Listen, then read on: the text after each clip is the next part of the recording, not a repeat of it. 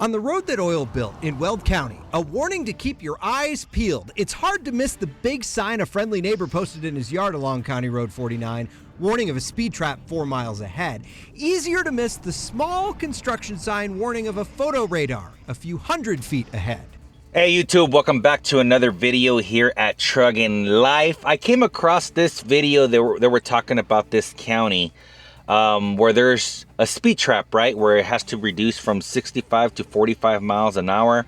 And I kind of wanted to do a little bit of commentary on it and how it affects us truck drivers, right? But it drops from 65 to 55 to 45. And your eyes will bulge at the ticket you might get if you miss that sign. And I was like, $340, and I was shocked. Tracy Miller called Steve on Your Side after she got a photo radar ticket that didn't make any sense. I was just, in my mind, like, this has got to be a typo. Ashley Mrazek, who lives a couple miles up the road, says she's already gotten 6 of them, all delivered weeks after she's accused of driving too fast. I've gotten so many $340 tickets that I just can't afford them right now. Both of them drove through this stretch of Weld County where the speed limit reduces from 65 miles an hour to 45 miles an hour in less than a quarter of a mile.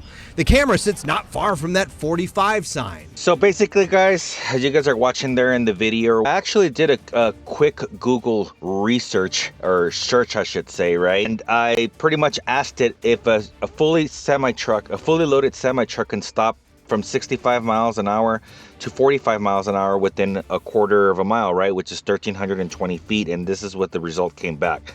No, a fully loaded semi-truck cannot safely slow down from 65 miles an hour to 45 miles an hour in a quarter of a mile.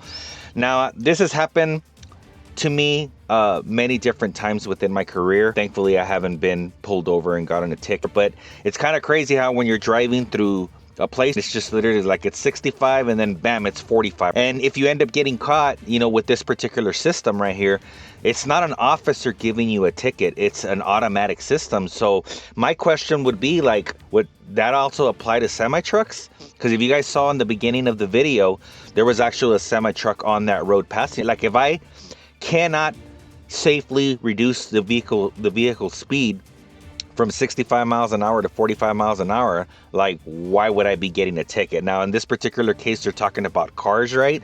And they said, what, $340 ticket? That's kind of crazy, right? But let's go ahead and see what happens next. I looked up the statute that says the maximum is $40. So I did write to them and say, can you explain to me where you came up with the extra $300? Tracy still hasn't gotten a response back, but Tracy's right. A recent change in Colorado state law allows municipalities to use photo radar to issue tickets. But the law sets limits on what municipalities can charge for those tickets. $40 in a normal stretch of road or $80 in a school or construction zone. This spot isn't a school or construction zone. I think it's definitely a speed trap, and it's a moneymaker for the town of Kersey. 100% it's definitely a speed trap and a moneymaker for this county, right? Like, I mean, they're already pretty much clearly saying right there that, you know, there's a maximum $40 or $80, right? And they're charging $340, right? And I honestly really think it's wrong, right? And I really wonder if it also happens like with the semi-truck. I would probably imagine that it does, right? Because it's an automated system, guys. It's an automatic camera that's detecting speed. And if by the time you hit that zone right there in that 45 mile an hour zone, you ain't going 45 miles, well, now you're going to get mailed a ticket. I just think that that's garbage, right? You know, because at least when it comes to semi-trucks, for those of you who don't drive, it takes a little time to get this thing to slow down, especially when you're fully loaded. Steve on Your Side learned since May, the town has already made about $316,000 writing $340 tickets alone. Tell me that that's not a money grab. $316,000, man. That's crazy.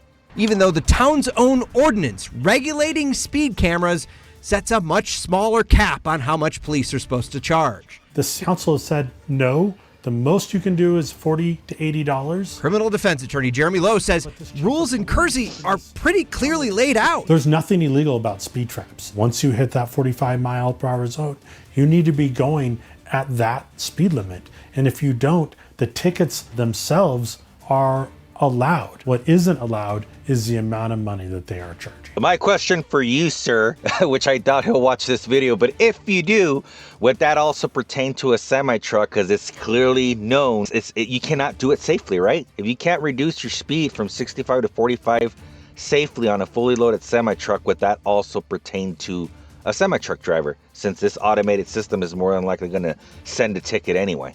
Steve on Your Side asked the police chief, who said the town ups the charge to $340 if drivers are found going 25 or more over. Both Tracy and Ashley were clocked in the 70s, passing that 45 sign. The chief claims a carve-out in state law allows this. Certainly don't believe the bill allows for anything over the caps explicitly already in law. Democratic State Representative Meg Froelich helped write that law and says what Kersey is doing was not necessarily the intent of that carve-out.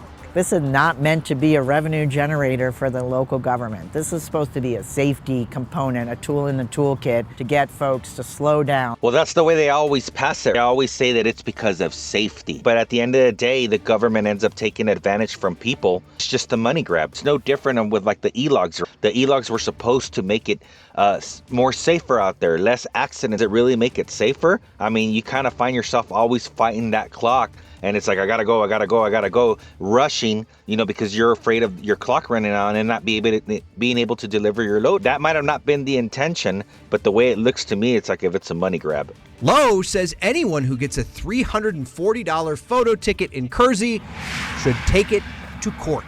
I bring up the law that shows that the most I can even charge is the $40. What do you want people to know if they get a ticket going through here? Budget, or contact Steve and say, hey, is this legal?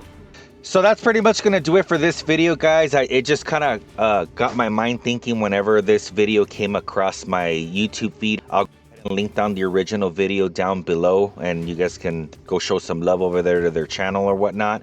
But it just got me thinking, like, would this also apply to truck drivers? I don't know of any particular person, like, where I know them personally, where this has happened to them, as far as where they get a ticket from, a camera system like that.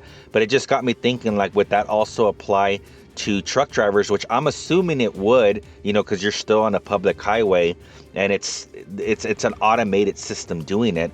But my biggest question is, if you cannot safely reduce the speed within that quarter of a mile, like, would that be a valid ticket, or would that be a ticket that you can pretty much fight off, because it's unsafe to do so, right? So what do you guys think down in the comments? Go ahead and comment what you guys got down in your brain down there in the comments. Let me know, do you agree or disagree? And we'll catch you guys on the next one. Peace out. Like, share, and subscribe.